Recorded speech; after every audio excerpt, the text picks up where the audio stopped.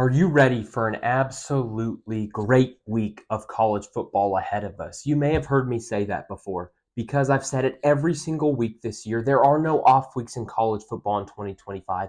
So far, it has lived up to the hype every single weekend. Welcome into the show, everybody. It is me, Ian Fritts. Welcome to the Ian Fritts Show. If you wouldn't mind, drop down below, hit the subscribe button, like this video, comment below, and I will respond to you.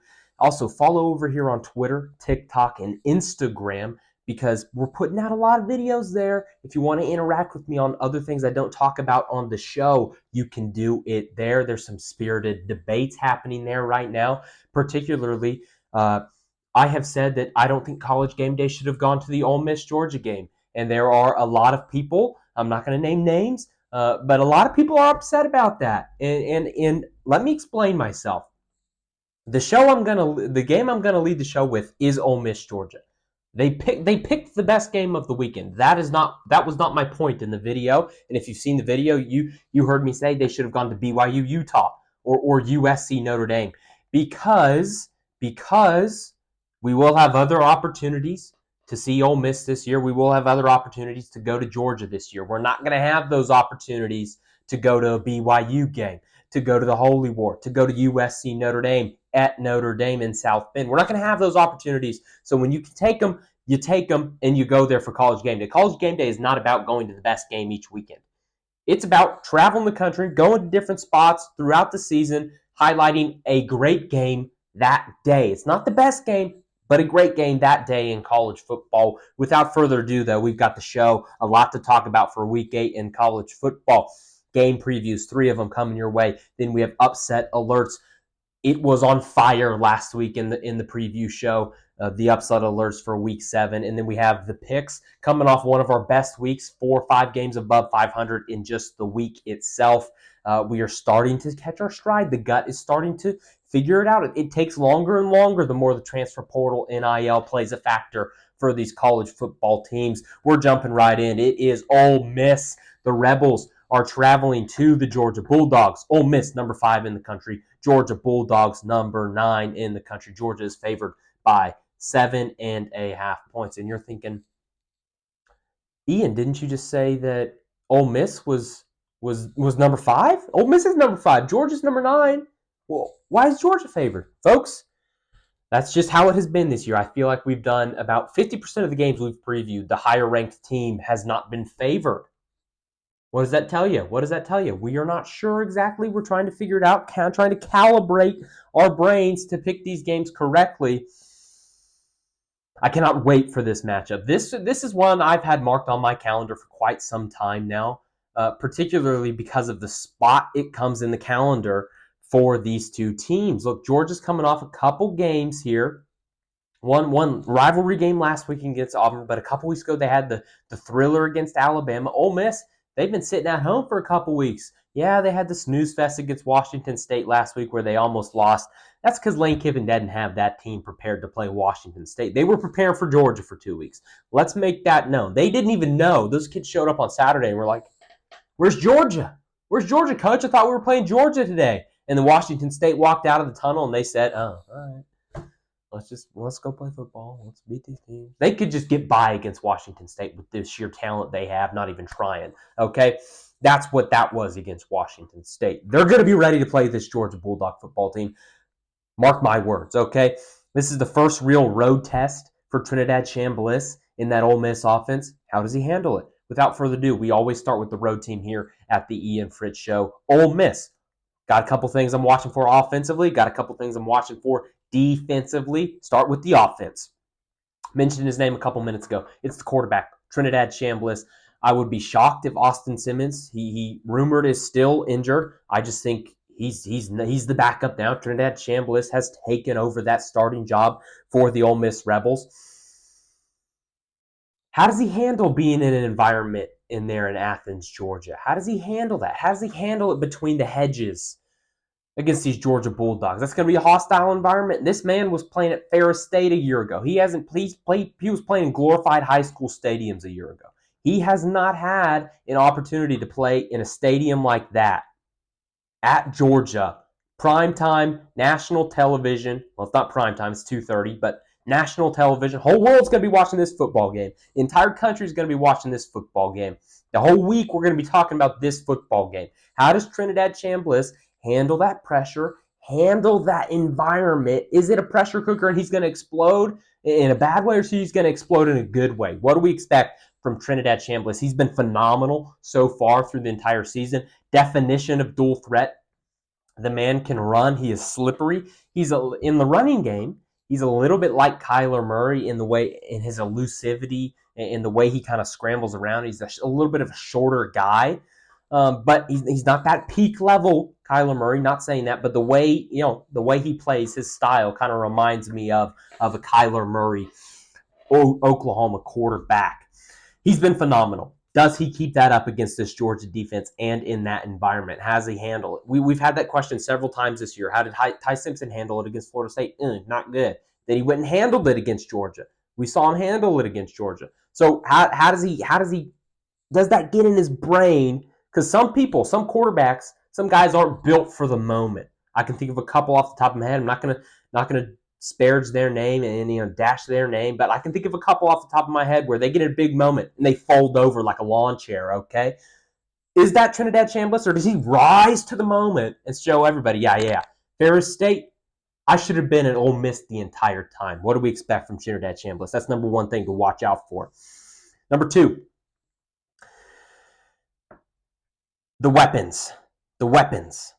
They're sixth in the FBS in yards per pass this year. Georgia, they have been susceptible to the long downfield passing game in virtually every game they've played, other than Auburn. Auburn, bless their hearts, they cannot do that for the life of them for the entirety of the college football season. Does that continue for Ole Miss? Do they continue to push the ball downfield with their weapons at the wide receiver position, and do they get in position to have those big plays to be made? And when they have them to be made, because there's going to be guys open. There's been guys open against Georgia in every single game. Does Trinidad Chambliss make the throw? Or again, it all goes back to Trinidad Chambliss. That's why we began with him. Does he make that throw in the moment that Ole Miss needs him to? Because it's going to be there. It is going to be there. It's been there all year for Ole Miss. It will continue to be there on Saturday night. Do they get it done? They have three guys with over 350 yards receiving. Three guys. And I believe, if you go look up the stats, the third guy's at 249. I rounded up. Or 349. I rounded up. Shoot me. Don't. That was not an invitation. It's a hyperbole or exaggeration, whatever you want to say it is. Five guys over 200 yards rushing. Unbelievable. Five guys over 200 yards receiving. They have weapons all over the field. They can get it done in one guy goes out for a play. Oh, boom, reloaded. That guy can get it done as well. Big time playmakers at the wide receiver position. That's a mismatch if you're a Georgia Bulldog fan, and I expect Lane Kiffin to exploit that on Saturday afternoon. Run game. Kawan Lacey, transfer from Missouri. He's been phenomenal all year. Phenomenal is probably an understatement. He has been one of the top running backs in all of college football. They are happy he is on their team. They have to be able to run the football. They've wanted to run the football. 58% of the time, they're running the football this year. A little bit higher for a Lane Kiffin football team. Jackson Dart last year, they were slinging the ball around the yard. Not this year, and factors in with Trinidad Chambliss and his ability to run the football better than Jackson Dart did a year ago. But they want to pound the rock, and if they're not able to, if Georgia makes Ole Miss one-dimensional in this football game and they take away the run game, they take away Kawan Lacey, they take away that quarterback run, we'll be in for a long day if you're an Ole Miss Rebel. Long day. Have to be able to run the football, and you're thinking, Ian, what a novel idea. Run the football in the SEC, and you could possibly win the football game. What a shocker. I know. Hey, sometimes the things I say are obvious, but they've got to be said. Here's one. The alarm bells need to be going off if you're an Ole Miss fan. If you watch this team all year, undisciplined. Boop, boop, boop. 117th in the country in penalties per game, just shy of 8 penalties per game. Not going to get it done on the road. A false start, boom, you're driving, you're at the 3-yard line, boom, false start puts you down at the 8-yard line, 3rd and goal. Now you don't have as many options, as many unknowns for the defense to try and cover. What are we going to do? Oh, we're 8 yards away instead of 3 yards away. That's not good. That can happen with this Ole Miss undisciplined football team that we've seen so far through the season.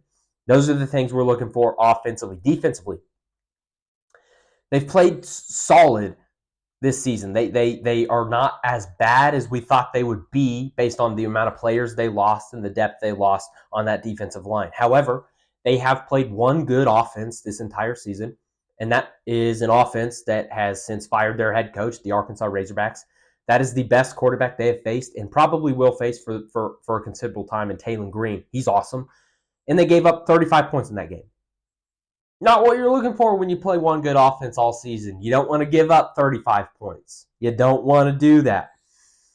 Alarm bells. That's not an alarm bell. That's more of a police officer. Whatever. Well, I guess that fits. You're going to Athens, Georgia. They know something about police officers. 105th in yards per rush allowed. Ugh. You know who you're playing this weekend? The Georgia Bulldogs. And they're starting to figure it out on the ground a little bit. They're starting to get things going on the ground a little bit.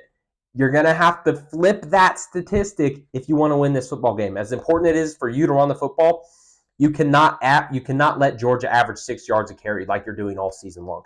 Cannot be a thing that happens on Saturday afternoon. If that happens, you lose this football game. The good, they're in the top 30 on virtually every passing statistic, so the secondary has been very good. Again, they've played one really good offense in Arkansas, and they kind of got after them a little bit. Georgia has shown sometimes to be able to throw the ball downfield with Gunnar Stockton and some of those wide receivers. Do they capitalize, or does Ole Miss shut it down? We need to find out. That's probably my biggest question for Ole Miss defensively in this football game. Do they give up the big play in the passing game?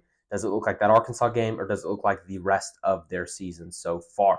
That's Ole Miss. Let's flip over to Georgia. Offensively for the Georgia Bulldogs.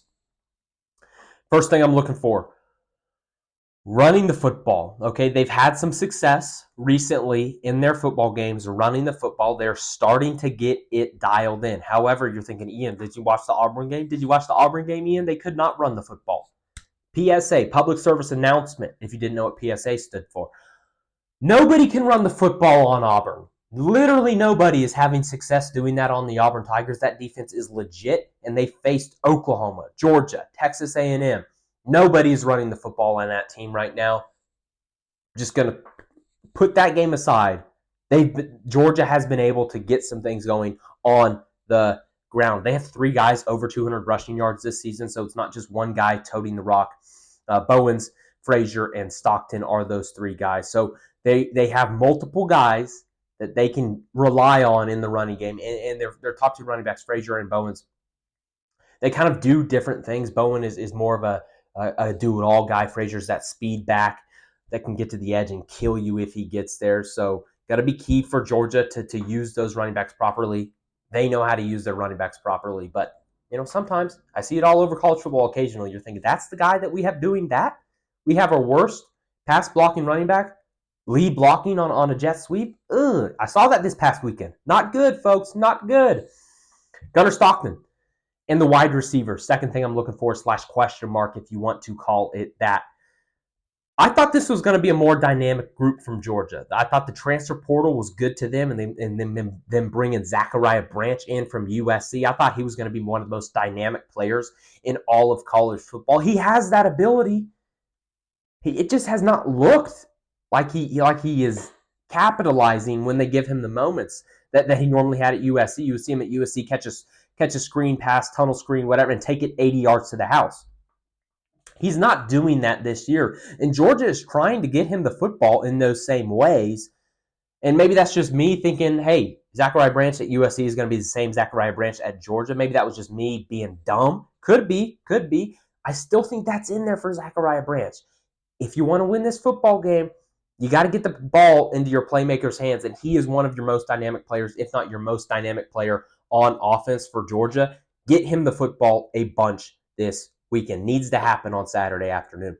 Defensively for Georgia, it's been kind of a bummer. Been kind of a bummer this season. You always think Georgia defense. It's kind of been this Kirby Smart Georgia defense. Boom. It makes sense. It all flows together. It is the same thing. It is synonymous with each other. Not this year. However, they can stop the run, okay? Ole Miss wants to run the football. Georgia has been able to stop the run in the past couple weeks, okay? They have been able to do it, and they've done it well. Does that trend, one of those is going to have to flip. Ole Miss is not going to be able to run the football, or Georgia's not going to be able to stop the football. That is a matchup right here, fingertips touching.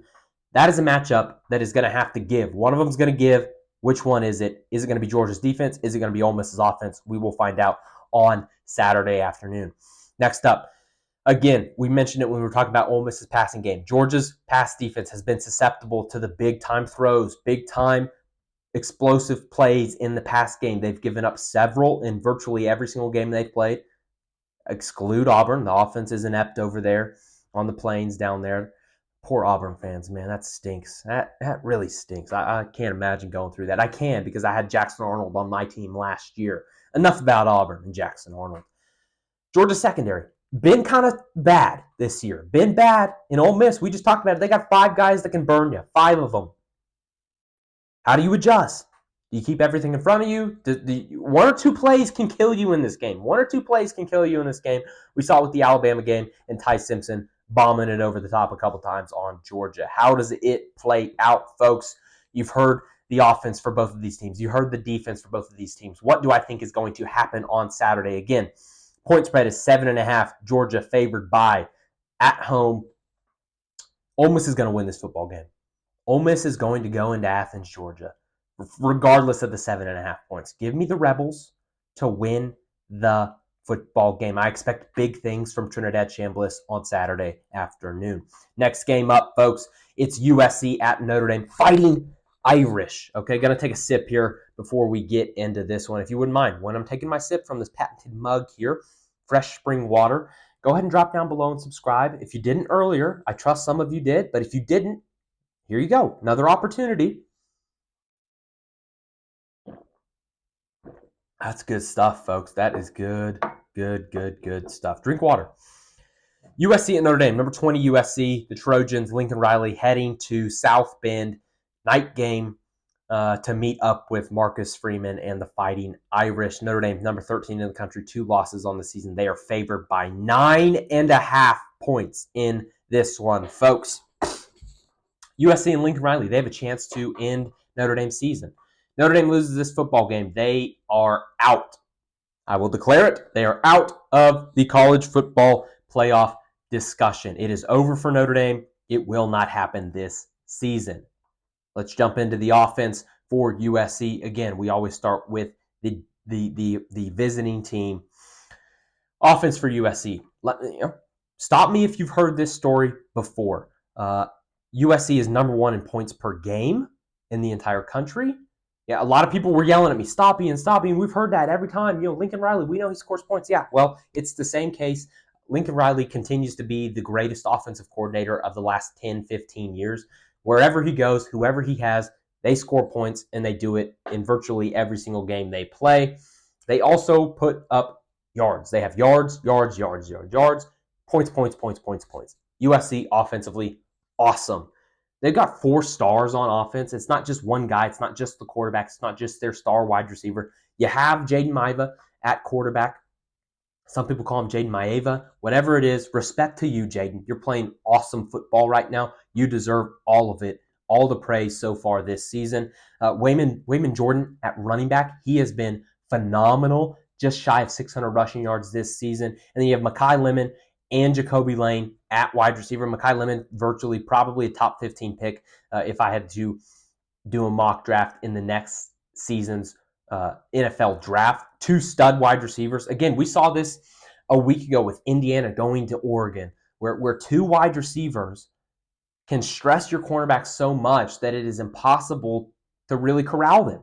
USC has that ability with 2 star wide receivers in Mekhi Lemon and Jacoby Lane. Can they do that to this Notre Dame Fighting Irish secondary? Can they do that? Those 4 guys are going to have to play exceptional football on Saturday if USC wants to win this football game. They're going to have to put up just absurd numbers to win this football game. Defensively for USC, I've heard a lot of people say that this defense is getting better. They're getting better. They've almost figured it out. They're on the precipice of something really special there in Southern California. Lincoln Riley, he's relinquished. He said, hey, I need a new guy at defensive coordinator. They got Deontay Lane in there a couple years ago, and it's slowly getting better. People are saying it's real close. If you listen to Lincoln Riley, it's real. Hey, we're real close. We're real close. One-score games. We're real close, guys. I'm not buying it. I am not buying it. Statistically speaking, they're right around 50 in all the statistical categories. However, there is one statistical category defensively that they are improved on, and they are actually the best in the country at. And you're thinking, what? Lincoln Riley's defense best in the country at something? Yeah.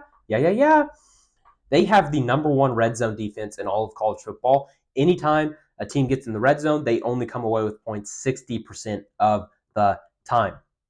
That's going to get it done. If that statistic, if that holds true against this Notre Dame Fighting Irish team, you might be coming out of there with a win, Lincoln Riley. You might be coming out of there with a win, Lincoln Riley. Now, they also can rush the passer. They showed it last week against Michigan. They can get after the quarterback. Notre Dame seemingly has figured that out since week one. Is it still figured out? Really haven't played a defensive line and front seven like USC who can get after the quarterback since week one against Miami. So it will be tested this week. USC is going to have to get after CJ Carr in the pocket and stress him out and continue to be exceptional in the red zone. Notre Dame, offensively, this might shock you. Unlike USC being number one in points per game, that was a known given. Everyone was like, yeah, that makes sense. Okay. Guess where Notre Dame is in points per game? I bet you don't know. Oh, yes, back there in the back.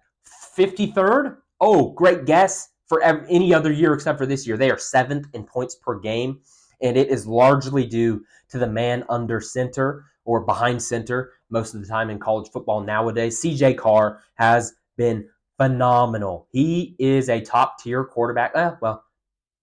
If he's not top tier, he's right below the top tier of college football quarterbacks this season. He has been awesome. Now, I just said he's been awesome. He does not have to be awesome to win this football game for Notre Dame. Why is that? He's playing Lincoln Riley. Lincoln Riley, historically, the way he loses, you look at basically every Kansas State game he ever played in or coached in. Kansas State played keep away, and they won the turnover battle. That's all Notre Dame has to do to win this football game is keep that offense off the field. The way to beat Lincoln Riley, keep his defense on the field, keep Jade Maiva and those stud skill position players off the field. We will have a chance to win this football game. Minimize the amount of possessions USC gets. You minimize the amount of points they can score. Simple math there, folks. Lower amount of possessions, lower amount of points. Lower amount of possessions, lower amount of points. That is the key for Notre Dame in this one. It needs to be a game management masterclass from CJ Carr in this one, defensively for Notre Dame.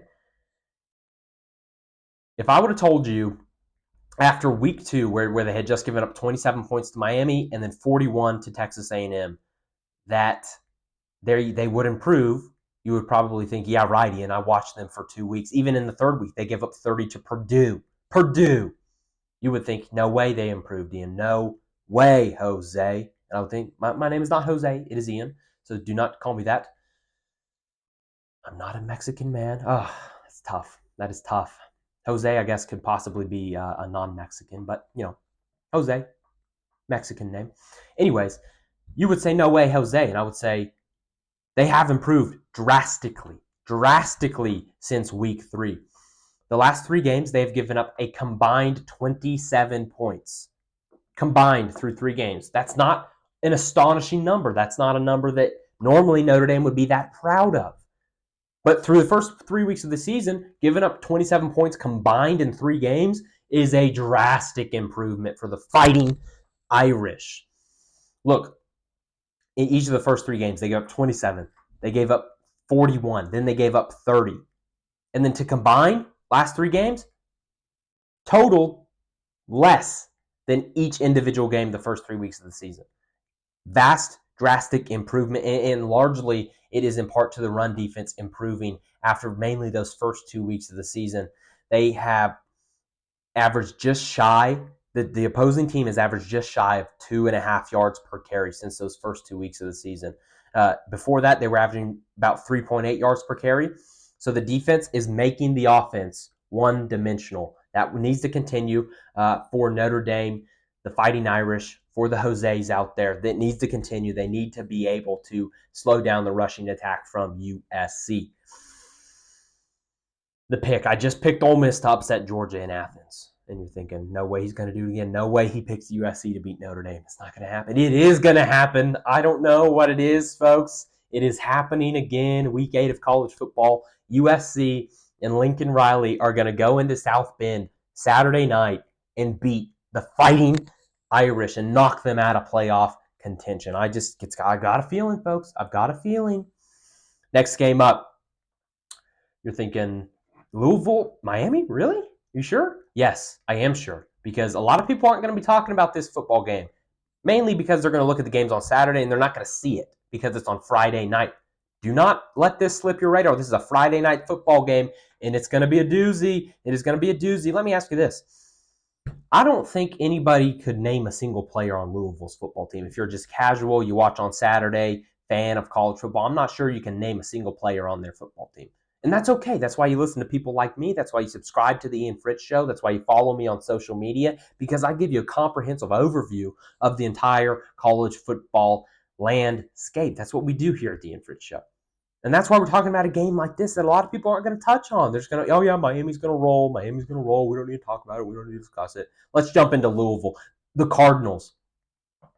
Offensively, Miller Moss is their quarterback. Boom. Now you can go tell your buddies, oh yeah, Miller Moss transferred from USC. He's having an okay season. He had, same amount of touchdowns as interceptions. Now you can flex a little bit to your coworkers when you're listening to this on Wednesday afternoon and they're thinking, hey, what are my bets this weekend? What are my plays this weekend? Oh, Louisville's playing Miami. I didn't see that. And you're thinking, yeah, well, I know all about it now. I know all about it now because of the Ian Fritts Show. Isaac Brown and Kewan Brown are the running backs there. Isaac Brown is the main guy, sophomore speedster. A little bit of a fumbling problem right now. And then wide receivers, Chris Bell is their cowbell at the wide receiver position. Colin Lacey is their second leading receiver, but by a substantial difference. So Chris Bell is the guy that they feature in the offense. All 5 of those guys are going to have to play much better football than they've played this season. Again, Isaac Brown, I mentioned the turnover issues, the fumbling issues he's had this season. Miller Moss, again, 7 touchdowns to 7 interceptions. Not going to cut it on the road on a Friday night in Miami. Not going to cut it. Now, some would say, Ian, Friday night in Miami, are people even going to be at this football game? Aren't they going to be doing other things on Friday night in Miami? And I would say, I don't know. I've never been to Miami on Friday night. Not sure what it's like there, but they could be doing other things. They could be doing other things. Not sure how much they care about Miami, but I would hope they care a lot because Miami's ranked number 2 in the country, folks. Number 2 in the country, folks. Now, I talked about it a couple weeks ago. Louisville's offense is not balanced at all. They cannot consistently run the football, okay? And I said against Virginia, they're going to have to flip that to have any sort of success offensively and try to beat this Virginia Cavalier football team. And what did they do? They couldn't run the football. Virginia made them one-dimensional, and it ended up biting them, causing turnovers, pick six, fumble for touchdown, what you name it. It happened to Louisville in that football game. They're going to have to flip that to beat Miami. You cannot go into Miami on Friday night, regardless of how many people are there or not there, doing who knows what. You cannot just let Miller Moss throw the ball around the yard against Miami. You cannot do it. You cannot do it. Going to have to be able to run the football on Friday night. Defensively, couple defensive linemen, really good players for Louisville. Cleve Lubin, hopefully I'm pronouncing that name correctly. Mr. Lubin is quietly having an underrated season in college football right now. He is fun to watch, and in his last game, they had a bye week last week, as did Miami, against Virginia. He got after Chandler Morris in that Virginia Cavalier offensive line and had himself a day, basically lived in the backfield. Really good defensive talent on this football team, and it starts with him and Wesley Bailey up front on the defensive line. They've been virtually top 15 in all of the advanced metrics, ranking systems, whatever you want to call them, in overall defensive efficiencies. So this Louisville defense is a solid group. Now, clearly have not played an offense like Miami, an offense with a quarterback like Carson Beck, with a playmaker like a Malachi Toney. They have not faced a caliber offense like that. How do they adjust? Can they continue that defensive effort and that high caliber, high quality defense on the road at Miami on Friday night. It needs to happen for the offense to have success. The defense is going to have to play well, probably force a couple turnovers and limit the big explosive plays that Miami has been so good at this season. Speaking of Miami, offensively, look, I don't have a lot to say here for Miami. I think it's pretty simple. Just play your game and you're going to win this football game. Get the ball to Malachi Toney, get it to your playmakers, get it to Mark Fletcher, let the offensive line up front bully that Louisville defensive line, even though that is a good group from Louisville, better than average, good group. This offensive line from Miami should manhandle them. Miami just needs to play their game, and they will get a win. Get the ball to Malachi Toney, one of the best, most electric players in all of college football. Get it to him. On defense, release the dogs. Let Ruben Bain, Mesidor get after the quarterback. Louisville, they're in the 100s in sack percentage in college football. Not good. Not good. And if you watch the Virginia game, Miller Moss was running around with a chicken, running around like a chicken with his head cut off. He wasn't running around with the chicken with its head cut off. That would be weird. And, kind of cool, actually. I wonder where he got the chicken with its head cut off. Anyways, he was a chicken with his head cut off against Virginia.